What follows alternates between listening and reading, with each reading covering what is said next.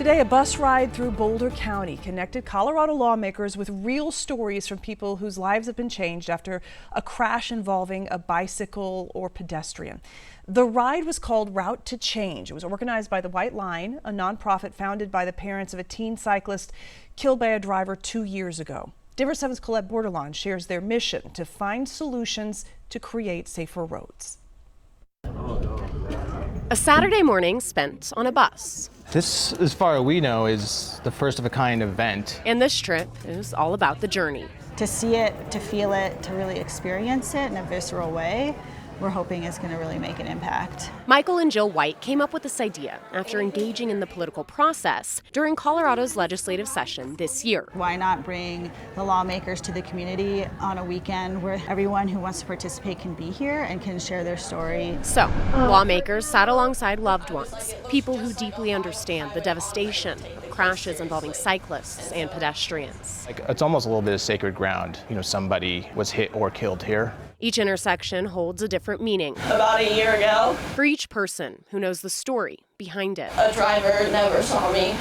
He hit the back of my bike and I tore the ACL in my left knee. Some of the stories were read aloud by the executive director of the White Line, the nonprofit that organized this Route to Change. He crashed into me, tossed my body into the tall grass on the side of the road, split my bike into pieces, and did much the same to me. Others explaining what happened. And I looked left and I watched him hit my youngest child.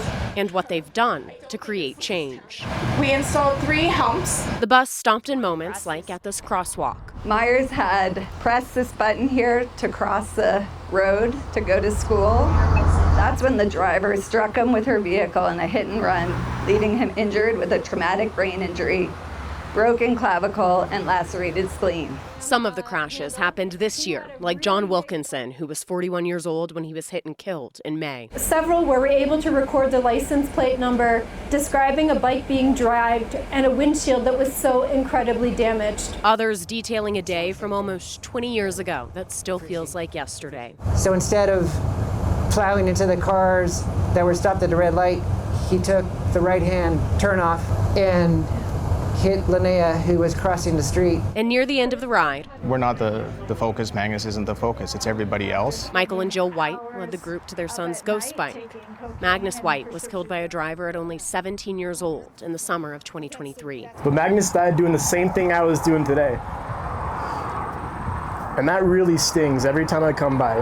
The tour ended with Bree Davis speaking on behalf of her husband, Bill. My 3 boys were 3, 6, and 9 at the time, and they've had to grow up without their dad.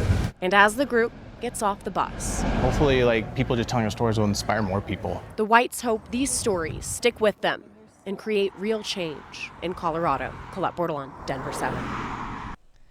And there is a new tracker showing pedestrian and cyclist deaths across the nation. This was assembled by the team at the White Line, and you can even search your zip code, get a report that shows vulnerable road user deaths within any politician's district. You can find that online at thewhiteline.org.